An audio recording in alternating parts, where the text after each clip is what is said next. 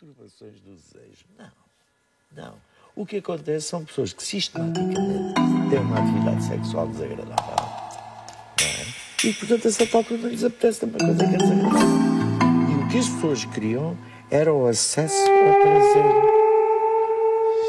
A legitimidade do prazer. Não é? Sei lá, eu lembro de uma pessoa que levou uma carta escrita, um casal, e que sentaram em frente. Tiveram que escrever, porque quando fizeram as carícias que eu tinha falado que era importante e trocarem a coisa, tinham ido mais longe e tinham feito uma coisa que só podiam confessar por escrito. Ele tinha-lhe feito sexo oral e ela tinha gostado, e os dois de cabeça baixa. Era uma grande ousadia. Uma coisa brutal. Doutor Alan, estamos a falar das transformações da sexualidade. O seu tempo de vida ajuda-nos aqui a utilizar o tempo de vida como um observatório do que foi acontecendo. Podemos recuar 20 anos ao seu tempo de vida, e já estou a denunciar a sua idade, e pensar assim, nos últimos 100 anos, para utilizarmos um século, sim. o que poderíamos marcar como as grandes transformações da sexualidade? Sim. Acho que sim. Eu acho que a primeira grande... e podemos até, repara, se reportarmos em Portugal, temos um documento histórico que marca muito bem isso, que é a Carta à Jovem Portuguesa. Claramente. Estava há pouco a Isabel onde é falar disto. importante, mais do que a carta escrita pelo Marinha de Campos, é importante a resposta da estudante católica. Essa resposta. E aí é nítido que a sexualidade só se podia exprimir dentro do casamento. Vamos só falar um bocadinho dessa carta, para quem nos está a ouvir e que eventualmente não tenha conhecimento sobre a carta. Quer apresentá-la? A Isabel estava há bocadinho a falar dela, se a quiserem trazer. É 1961 e a carta é publicada no jornal de Coimbra. Via Latina. A Via Latina, exatamente. E basicamente, no fundo, este jovem que não assina a carta, depois ficamos a saber o seu nome, a carta é um manifesto. Ele manifesta-se revoltado, digamos assim, e contra uma sociedade que coloca homens e mulheres, neste caso jovens raparigas e jovens rapazes, separados por um muro alto e espesso, como ele o designa, deixando que a rapariga vivesse uma circunstância de submissão, de espera. Ele, aliás, chega a dizer, tu vives como um pântano. Compara tu queres passividade. Exato, a passividade. E tudo o que nos é permitido, tudo nos é vedado, e para podermos manifestar o nosso amor, tem que ser às escondidas. Temos aqui a carta. Mas sabe porque é que ele escreve também a carta? Porque é também preciso ver o contexto político, não é? O contexto político é que nesse ano ia haver eleições na Associação Académica em Coimbra, não é? E, portanto, houve uma grande campanha de tentar chegar aos lares, onde as raparigas votavam, obviamente, de acordo com as instruções das freiras que dirigiam os lares. E, portanto, houve visitas ao lar de estudantes selvos, não vou nomear na altura, de casaco, gravata, impecáveis, não é? Aqueles que eram mais sedutores, para falar com as irmãs, etc., e para poder ter acesso. A carta é um pouco isso. Mas a resposta depois não só assume que a sexualidade tem que ser no casamento, como diz, e a fazer que seja às escondidas. A fazer que seja às escondidas. Sempre a ideia das públicas virtudes. Públicas virtudes e o resto faz-se na alcova, não é? E, portanto, o que nós ficamos a saber é que aí só havia cabimento da sexualidade no casamento, não é? Estamos no final dos anos 60. Se nós agora Início. Se nós passarmos para 74, para 75, não é? Com o aparecimento do 25 de Abril, claro, houve a crise em 69, que houve 68, que a Isabel pode falar melhor que ninguém, porque está a estudar isso, mas aquilo que acontece em 74 é a assunção do direito a uma sexualidade, mas atenção, não é? E eu estava-lhe a falar de um depoimento da altura. Mas de uma pessoa que põe em causa todo o sistema de diferença dos sexos, todo o sistema de ele pode, ela não pode, para sair para as coisas mais...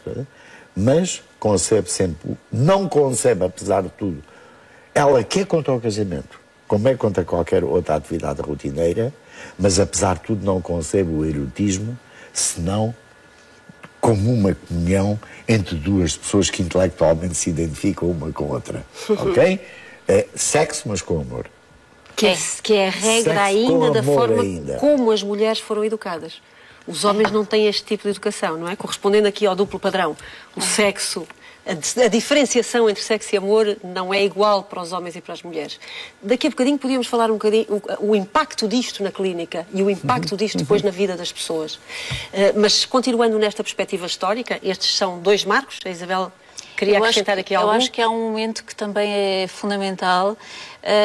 Há um documento que também é fundamental, que é o Caderno sobre o Casamento do Tempo e o Modo, que é editado pelo Alçada Batista em março de 68, e no fundo este caderno é altamente vanguardista para a época, porque no fundo a Helena Vaz da Silva e o Alçada convidam uma série de figuras públicas da sociedade portuguesa, escritores, engenheiros, teólogos, artistas, a responder a uma coisa que eles chamam de inquérito. E esse inquérito tem 5 temas fundamentais.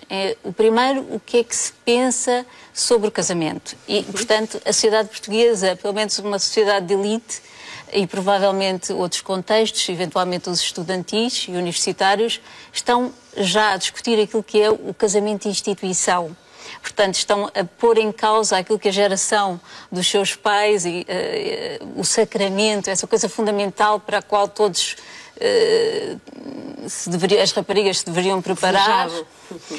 E, portanto, era uma inevitabilidade na vida, não é? A não ser que para as mulheres era terrível se não acontecesse, portanto ficavam solteiras e era terrível, e para os homens fazia parte da concretização da masculinidade. Da masculinidade, exatamente. E, portanto, discute-se neste inquérito o casamento, a parentalidade, a fidelidade e a liberdade sexual, que é uma coisa que me espantou imenso. Portanto, de facto, estas pessoas... É de que ano, Isabel? Em 68. Em março é publicado como caderno, porque para poder fugir à censura, portanto, era uma publicação e, portanto, teria que ser sujeita ao exame prévio, neste caso ainda não era exame prévio, é a censura, e portanto, o Alçada edita aquilo como um caderno. Aliás, nesse ano faz este caderno sobre o casamento e faz outro que se chama Deus o que é, que também o título é significativo, não é? E são ambos proibidos, imediatamente proibidos, mas têm considerações que são absolutamente vanguardistas para a época. Discutir a liberdade sexual, o sentido da fidelidade dentro do casamento, era uma coisa... Estamos ainda antes do 25 de Abril. É um documento incrível. Havia já uma sexualidade, uma defesa de uma sexualidade das elites aqui não em sentido pejorativo, como às vezes diz. Sim. Eu estava a dizer elites para não dizer vanguarda. Sim. Até certo ponto, duas vanguardas, ambas políticas, mas uma vanguarda ligada ao marxismo e outra vanguarda ligada aos católicos progressistas. Exato. Não é? E que estavam, de facto, a mexer e a pôr em causa todos estes modelos, porque os abalos, apesar de tudo, chegavam cá. Para aqueles poucos que saíam, viajavam, entravam. E em 2 lugares importantes sociais, 2 instâncias importantes, não é? Dentro da Igreja e dentro das questões legislativas, se quisermos.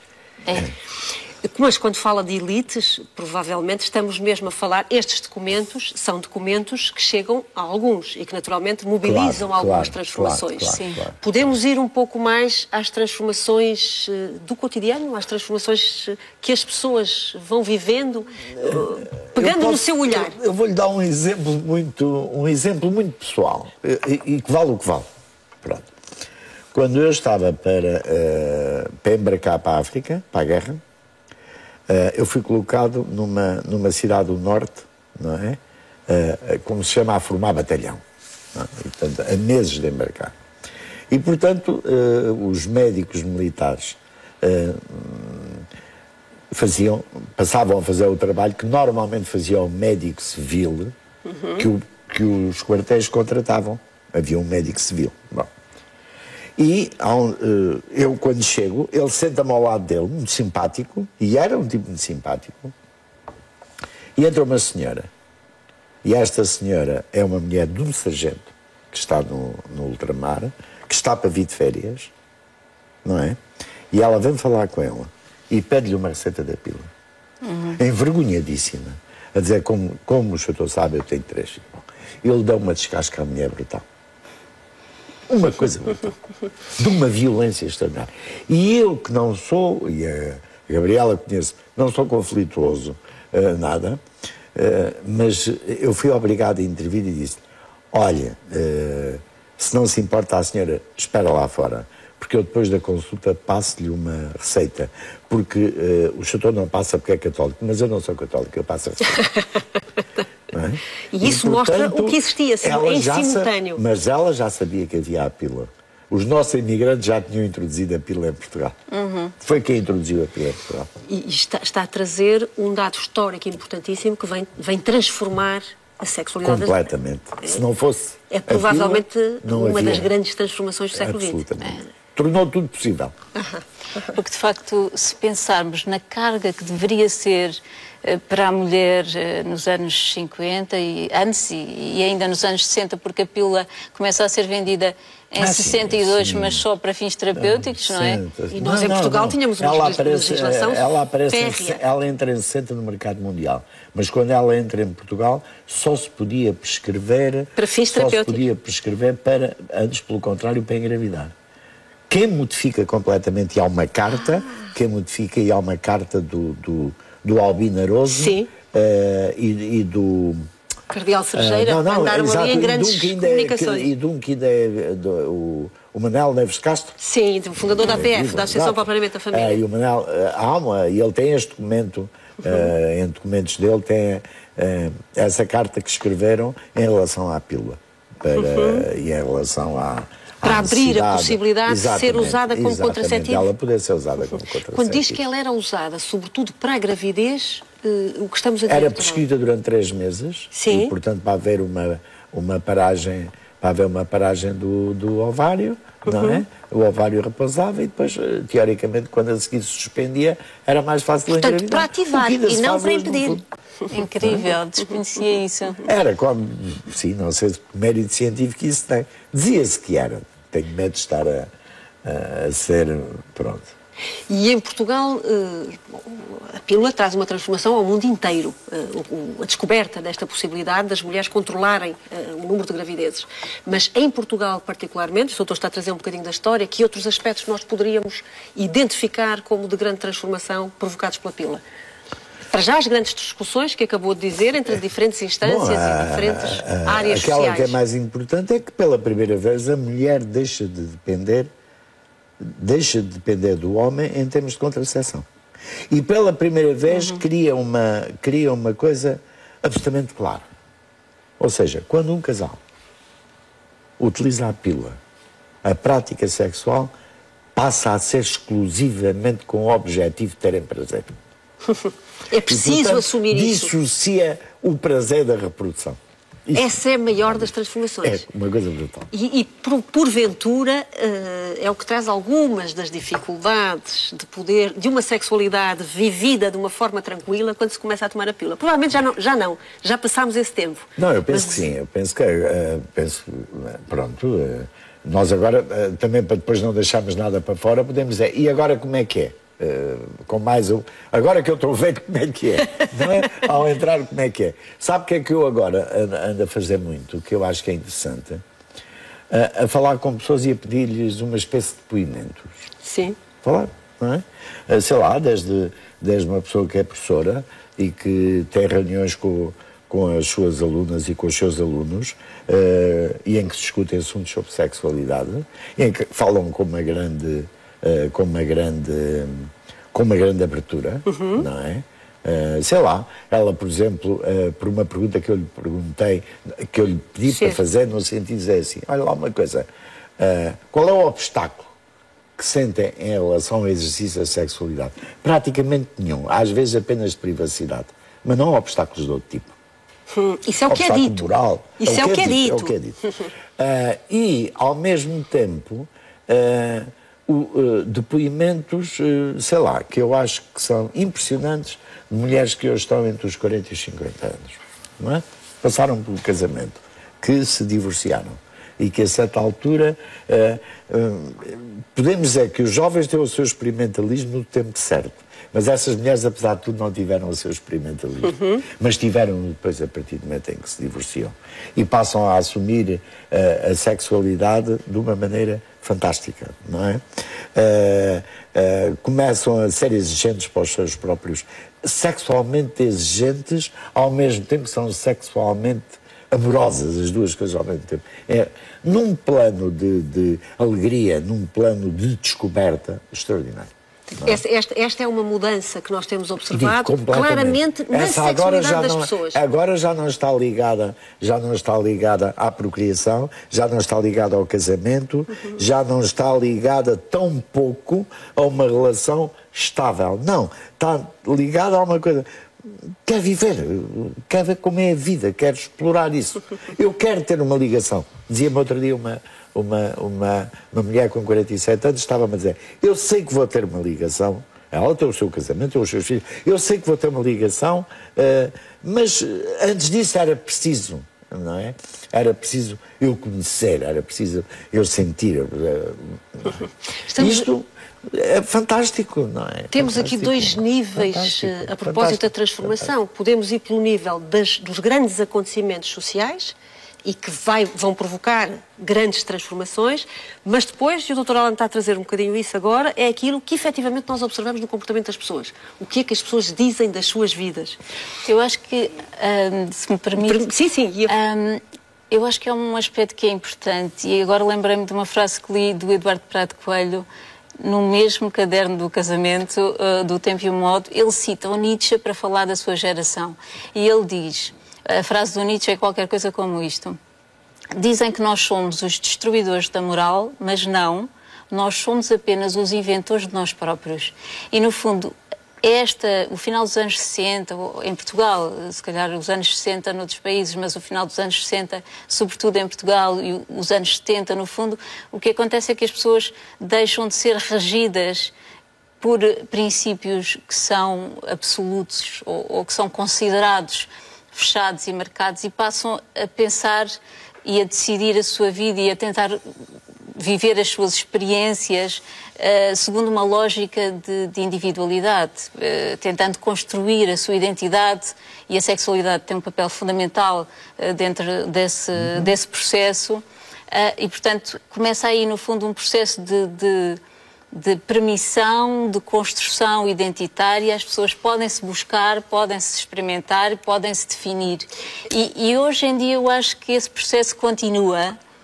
Acho que nós estamos novamente, provavelmente, numa fase também intensa, onde estes desafios continuam a ser individuais e cada vez mais as pessoas definem a forma como querem o seu corpo, intervêm no seu corpo, definem a forma como querem ser entendidas em termos de género, definem a forma como querem viver a sua sexualidade, se querem ter uma relação mais longa ou menos longa, se querem ser poliamorosas ou se não querem ser poliamorosas. No fundo, a diversidade e a individualidade... A diversidade é espantosa. Esta é uma das grandes exato. Transformações. Nós saímos de um século, e porventura ao final do século XIX, inícios do século XX, em que a sexualidade era controlada pelo Estado, portanto era controlada pelo exterior, tudo estava previamente definido. E a Igreja? Exatamente, veio daí, depois o Estado e a Igreja, e com os dois juntos, e estamos a viver, isto foi acontecendo ao longo do século XX, naturalmente... provavelmente com alguns momentos cruciais, mas estamos agora a viver esta possibilidade de nos ir conhecer. Ou seja, já não temos essa amarra, então podemos descobrir-nos. E é difícil. Sabe como é que eu chamei isto? Quando estava a falar a sexualidade sempre foi regulada. Sempre. Não é? E há quem diga que tem que ser regulada porque o ser humano não tem os travões biológicos que têm os animais, por exemplo. E que, portanto, que automaticamente é regulada para determinadas épocas, etc. Não é? Ao passo que isto não existe no ser humano. Eu acho que ela foi sempre regulada e houve sempre dois tipos de sexualidade. A que obedecia às normas e a que transgredia. Sempre. Não é? E, portanto, nós não vamos inventar nada. O que é que efetivamente aconteceu agora? Não sei se positivo, se negativo, eu quero crer que positivo, embora a comparação que eu vá fazer é negativa, aconteceu um bocadinho como aconteceu com os mercados. Foi desregulada. E neste momento há uma imensa desregulação. Lê como desregulação? Desregulação, exatamente. O que é que está desregulado? Desregulação porque as pessoas... essa desregulação é que está a criar este espaço de procura identitária. Isso é um espaço positivo. Positivo. Traz-nos possibilidades. Por isso é que dizia, há aqui uma parte negativa e uma parte positiva. Desregulação. O que é que provocou a desregulação? Por exemplo, eu acho que não há tabu, quando a certa altura... É das poucas coisas que hoje em dia me põem em pele de galinha, é quando me perguntam, e os tabus? Eu, mas qual tabu? Diga-me um só. Não sei. Não temos nenhum neste momento? Não, acho que há grandes tabus. O tabu do incesto desapareceu? Bom, está bem. Isso, ok. Tá, tudo esse bem. mantemos. Esse mantém-se. Esse ainda se vai mantendo. Mas, de uma forma geral, aquilo que nós entendemos que o tabu desapareceu. Não é? Quer dizer... Aquilo a que chamávamos tabus menores. Sim. De outro... Tabu, que seria o quê? Pudor? Será o pudor? Nós temos estado a falar quando... Pudor, como? O pudor desapareceu. Até certo ponto. Não é? É interessante pensar, este é um desenvolvimento, eu estou-me a afastar, mas isso é típico da idade, que a certa altura é pensar o corpo, não é? A exploração comercial do corpo é evidente, não é? E até que ponto, não é? Desaparecendo os obstáculos à expressão da sexualidade, se voltou um pouco a um certo narcisismo, não é? E a uma certa preocupação com o corpo, não é? Não um corpo virado para o prazer, mas um corpo virado para a estética, não é?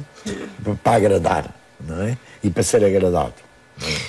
E isso, na minha perspectiva, é negativo, no sentido em que não há esta procura de identidade, no sentido da escolha da pessoa para si própria, mas uma procura em função de qualquer coisa, é esta a regulação que chamava há pouco, de qualquer coisa que vai limitar e até destruir o sujeito, porque voltamos a estar em função de qualquer coisa exterior. Ou seja, é essa uma das novas regulações? É capaz de ser, é? Que diria a Isabel, nesta sua busca? Isabel está a investigar, podia falar-nos um bocadinho disso, está a investigar um tempo histórico particular. Eu estou a fazer doutoramento orientada pelo professor José Machado Paes e, no fundo, o que eu estou a estudar é a intimidade afetiva sexual em Portugal entre 1968 e 1978. Agora de uma forma mais académica, porque a Isabel tem publicado este livro sobre amor e sexo no tempo de Salazar. Que é uma espécie de paro, escute e olhe, que foi o que eu fiz, parar, escutar e olhar. Onde, de resto, cita a carta de que nós falávamos há pouco. Se alguém tiver curiosidade em ver a carta, ela está aqui, citada por si e apresentada por si. Portanto, esse livro é sobre os anos 50 e, no fundo, eu fiquei muito entusiasmada e com a possibilidade de olhar para o passado e compreender um bocadinho melhor o presente, que é um clichê, mas faz todo sentido. E depois de olhar para os anos 50 e perceber a sociedade dos anos 50, fiquei a pensar o que é que aconteceu a seguir, e daí então esta passagem para a transição do Estado Novo para a democracia. E no fundo, em relação àquilo que estávamos a pensar, eu acho que... a explosão de individualidade e este eventual descontrole. Por outro lado, no fundo, as coisas coexistem, não é? Eu lembro há uns anos atrás de perceber que existia um reforço novamente das homemakers nos Estados Unidos. Portanto, tinha voltado um bocadinho o discurso das mulheres que não queriam ser chateadas com discursos emancipatórios porque tinham o direito, de facto, a viver uma vida dedicada ao lar e aos filhos e, portanto, esse era um discurso que tinha voltado. E, no fundo, o que acontece é que depois nós vivemos sempre a simultaneidade, não é? Quer dizer, mesmo que se fale de tendências e de leis que regulam as coisas, no fundo, depois a sociedade vive desta coexistência. Há uma coexistência.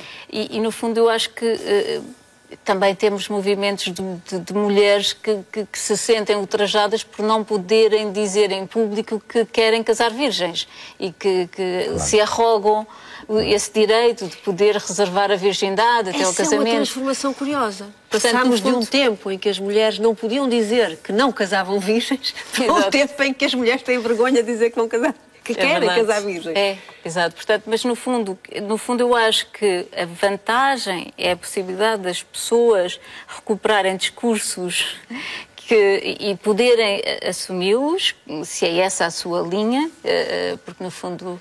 E por outro lado, acontecem coisas, eu estou a pensar, por exemplo, não é, a homossexualidade, que era considerada uma doença nos anos 70, não é? E que deixa de ser vista como uma perturbação, não é? E, entretanto, há outras minorias que também se encontram em luta, hoje em dia, nos nossos dias, para defender uma visão menos patológica da sua vivência íntima, afetiva, sexual. Falava no poliamor, por exemplo. O poliamor é um exemplo, embora eles não sejam considerados patológicos, mas acho que não é considerado uma patologia, digamos assim. Mas identificada como tal, embora parece que há dias existe neste momento um movimento de muito mal-estar relativamente a alguém, que não sei aqui dizer, que identificou como patologia num espaço televisivo. Claro, exato. Não foi, nunca foi. Mas o BDSM, por exemplo, não é? Não sei se o BDSM já saiu do... Não saiu. Continua. Mas, quer dizer, as classificações são muito conservadoras. Muito conservadoras. Mas repare, o BDSM não saiu. Mas, por exemplo, veja, em tempos históricos, cá em Portugal, eu, já não me recordo como, mas num artigo que eu escrevi, o Afonso Albuquerque, a mesma coisa, nós já nem consideramos, não é? São minorias sexuais ou são minorias eróticas. E ponto final. E repare, a Suécia, desde há cerca de 3 anos, pegou nessas perturbações que incluem o fetichismo e o BDSM, o sadomasoquismo, e o travestismo, e todo este grupo tirou-a da lista da OMS em vigor na Suécia e deixou ficar as outras todas, mas com o nome de agressões sexuais. Porque os outros, sim, são os agressores, são aqueles que invadem o espaço dos outros. Claro. Esta é uma das grandes transformações da atualidade, e que se prende de alguma maneira com estas grandes novidades dos últimos tempos. Os movimentos sociais que se foram instalando, as grandes questões das sexualidades não normativas, as minorias, e da luta que têm feito, e isto tem trazido uma grande alteração também à sexualidade mais normativa, não? Ou seja, o ganho das lutas das minorias não é para as minorias, é para todos nós. É para toda a gente. Não, e repare, está a chegar até, por exemplo, a própria legitimação social está a chegar onde há uns anos pensava que não chegaria. Como está a chegar ao desporto, onde está a chegar à alta competição. Ainda agora, não é? Houve uma revelação absolutamente espetacular, enfim, de uma pessoa a assumir a sua homossexualidade. E que era um campeão de medalhas dos Jogos Olímpicos não é? E, portanto, que eram coisas impensáveis. E pensava-se, e que permitia-se dizer, não, aí não, é o único, não, aí também, afinal. E isto vem aumentar as possibilidades de cada um encontrar as suas formas. As suas formas identitárias, a sua forma de sentir, a sua forma de poder expressar a sexualidade, o desejo, o amor, o afeto. Sem ter que se violentar, de acordo com os modelos, não é? Ou ter que não estar naqueles que definiam como patologia. Claro, exato. Não é? É um dos maiores ganhos dos últimos tempos, diria eu. Eu penso sim que é. Sim. São as grandes... as minorias a passarem a norma. Embora... O problema... Sim. Eu estava a pensar, por exemplo, eu encontrei discursos muito vanguardistas do ponto de vista da sexualidade nos anos 30 e nos anos 50. E estou a pensar em 2 pessoas que eu gosto imenso de ler, que um deles é o Jaime Brasil, que é um jornalista português que estudou a fundo a sexualidade nos anos 30 e que a obra dele é muito interessante. E depois estou a pensar no Fritz Kahn, que é um homem que eu acho genial, que escreveu um livro nos anos 50 que se chama Amor e Felicidade no Casamento, que eu li com um sorriso de orelha a orelha, porque ele estabelece com minúcia como deve ser a relação dentro do casamento, nomeadamente como é que se devem organizar os móveis no quarto do casal. E explica o porquê das coisas. É uma literatura muito interessante. E ambos são, para a época, extremamente vanguardistas do ponto de vista da sexualidade e, nomeadamente, do direito da mulher à sexualidade, que não era propriamente uma coisa muito fácil de se defender na altura, seja nos Estados Unidos dos anos 50 ou em Portugal nos anos 30, mas depois fiquei extremamente surpreendida porque eles são, embora muito vanguardistas do ponto de vista sexual, extremamente conservadores do ponto de vista do papel do género. E, portanto, no fundo, aqui a questão é, modificou-se muito a sexualidade e em que medida é que as transformações naquilo que são as expectativas dos papéis de género na sociedade... É aquilo que cada um de nós diz ser ou sente ser relativamente ao ser homem e ser mulher. Para quem nos está a ouvir, exatamente. Situar exatamente aquilo que estamos a dizer. Exato, no fundo, aquilo que a sociedade espera que eu seja enquanto mulher e a forma como eu sinto que devo ser nessa sociedade. E na sociedade, na família, no casamento, e de facto eu acho que essa liberdade que se construiu lentamente, essas conquistas, que foram difíceis e algumas delas foram travadas com enormes batalhas nos anos 60, por exemplo, as batalhas das feministas e dos movimentos homossexuais, que tiveram uma importância fundamental São dois marcos também que nós não tínhamos trazido há pouco na história, não é? Exato. E que é preciso reconhecer-lhe esse papel transformador. Completamente. Mas depois, no fundo, eu acho que depois as outras questões que dizem respeito a estes tais papéis de género, aquilo que é suposto a mulher continuar a ser a mulher e o homem, dentro da relação e dentro da família e dentro da sociedade, não sofreram alterações tão radicais, digamos assim. Nesse tempo, nós estávamos no início a conversar, quando ainda não estávamos com todas as pessoas com quem estamos neste momento, exatamente sobre estas transformações. O Dr. Alan estava a tocar neste aspecto das questões da procura antes na transexualidade, da procura de se conseguir encontrar no binarismo de género um corpo e um papel correspondente a um sexo ou a outro. E ultimamente, dizia o Dr. Alan, é possível, exatamente pelas regras que nos obrigavam a diagnosticar de uma forma este entendimento e esta vivência dos papéis do ser homem e ser mulher, vamos observando cada vez mais que não há uma regra, há muitas formas de procurar esta diferenciação de poder ser. E nós temos que acompanhar isso com muito cuidado, não é? E deixando muito espaço a que as pessoas possam descobrir e não forçando, engavetando e fazendo andar para a frente coisas que estão em desenvolvimento. A ciência médica e psicológica encerrou muito isto. Sim, sempre, porque é muito classificativa e, portanto, funciona na base de classificação, funciona na base de guidelines e, por conseguinte, tem sempre as suas limitações. Não é? E durante muito tempo dizia às pessoas que não eram transexuais ou que não tinham direito a fazer transformações, porque até se dizia ou faz uma transformação total ou não tem direito a nenhuma. Claro. Mas o doutor que acompanhou isto em Portugal uma referência na sexologia em Portugal, é a referência. Que foi a partir muito perto da viragem do século, que começam a aparecer, sobretudo na transexualidade, de mulher para homem, que começam a aparecer as diferenças das pessoas que só querem transformar o corpo até determinado ponto. Não é? Mas mesmo assim, e portanto há um desaparecimento, eu não quero dizer um lugar comum, dos estereótipos aí também.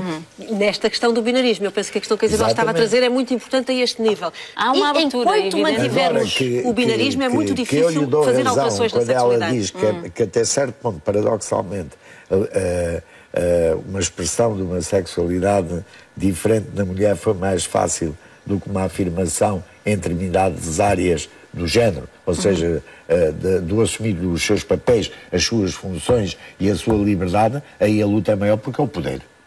Pois. Porque aí é outro poder. E esse poder é mais forte que o poder do sexo, provavelmente. Que é o poder da regulação. Que é o, exato. É o poder de uma ordem social que não se quer desmontar. E, portanto, é ameaçador. É muito ameaçador. E, portanto, é provável que... São poderes, não é? Porque depois, às vezes, não é? Às vezes quem parece ter mais poder também tem menos poder, e quem parece ter menos poder também pode parecer... Mas eu acho que a sensação é de irreversibilidade muito grande. De diversidade. Não, e de irreversibilidade. De irreversibilidade. Não é? Porque sim. todas essas... Não voltamos eu, quando estou atrás. a falar destes grupos etários, provavelmente estão mais perto de mim, não é? E compreendo-os, portanto, melhor. Quando eu estou a falar deste grupo, sei lá, entre os 40 e os 60 anos, vá lá, entre os 40 e os 60 anos, de grandes modificações de homens e mulheres, mas com as mulheres a levar a liderança nitidamente. Os movimentos feministas aqui foram muito importantes, ainda não temos movimentos e, portanto, de masculinidade semelhantes. Esta procura individual, identitária, etc., não tem nada a ver com organizações, não tem nada a ver com filiações, não tem a ver com nada, tem a ver com uma coisa pessoal e quando muito com uma coisa de grupo, mas do grupo em que se movem, do grupo em que funcionam, do grupo em que estão. Nós estamos mesmo no fim e eu aproveitava a presença dos dois e do Dr. Alan aqui em particular, porque tem uma clínica de mais tempo em Portugal em relação a estas questões, para nos falar um pouco das diferenças que aconteceram entre os pacientes da sexologia no início da sua prática e agora. Quais são as grandes transformações no espaço clínico? Que nos traz a realidade da vida, não é? Eu diria que em termos, por exemplo, da expressão sexual do homem e mulher, não é? E do relacionamento homem-mulher, a primeira parte toda, lá da minha experiência entre 75 e 2000, não é? Esses anos todos, as pessoas estavam muito à procura do prazer, de aprender a vivenciar o prazer, da legitimidade do prazer, não é?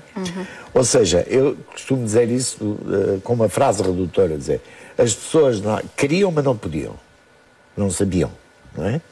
E depois aparece uma modificação mais estranha atualmente, em que não há esses obstáculos, em que as pessoas têm acesso ao prazer, sabem-no ter, mas não os mobiliza. Não os mobiliza, não é? É um pouco como podem, mas não querem. Bom, qualquer coisa assim. Embora eu acho que tudo o que seja ver isso por uma visão médica é absolutamente desastrosa. Redutor. Redutor. No seu livro mudaria alguma coisa? Ele não tem um tempo tão longo assim, mas já mudava? Era capaz de Tem sensivelmente eu era capaz de 10, 12, 14 anos. 10 anos. O que mudaria? Eu era capaz de mudar, não sei exatamente, mas, por exemplo, eu acho que, por exemplo, no ensaio inicial, não é? Que é Paixão, Amor e Sexo, não é? Eu era muito, acreditava muito, não, e acredito ainda que seja possível, não é? Uma reinvenção do erotismo. Eu acho que o maior desafio atual é como é que o erotismo, que sempre foi baseado na transgressão, como é que esse erotismo vai ser reinventado quando já não há interdição. E que isso é muito difícil. E a certa altura eu pensei que era possível uma reinvenção dentro do contexto tal. Hoje eu estou muito mais pessimista, não é? Porque a certa altura dá-me a sensação que há uma... sei lá, eu ouvi outro dia uma frase de uma mulher que disse assim, há uma coisa que nós temos a assumir, é como o desejo, como tudo, a certa altura acaba. Não é? Acaba ali, não é? Mas se tiver outra oportunidade, ele surge outra vez com toda a sua violência, etc. E, portanto, isto levanta questões muito... não do amor para sempre, mas do sexo para sempre. Exato. Do desejo para sempre. Levanta questões... lá está, de uma nova regulação que tem que aparecer. Eu não sei qual é, mas tem que ser uma nova Isabel regulação. é capaz de ter pensado um bocadinho sobre isto, porque tem um livro também sobre esta questão do erotismo, exatamente, das fantasias sexuais das mulheres portuguesas. Quer acrescentar alguma reflexão que tenha feito? Eu não faço a mínima ideia como é que é possível realmente reinventar o erotismo. Nós vemos nos anos 70 uma explosão tremenda da presença do corpo e da sensualidade e essa possibilidade de finalmente as pessoas poderem olhar e pensar e olhar para o seu corpo. Eu acho que, de facto, hoje em dia temos cada vez menos possibilidades de existir fora do trabalho e do stress e da ansiedade do dia-a-dia, que é uma coisa que eu acho que retira a possibilidade. Acho que o ócio é uma coisa fundamental para as pessoas pensarem e sentirem. E há cada vez menos ócio. Vai ser a revolução em relação à crise e para o ócio. Será possível uma pessoa escrever uma frase que eu acho muito bonita do Mário Vargas Llosa?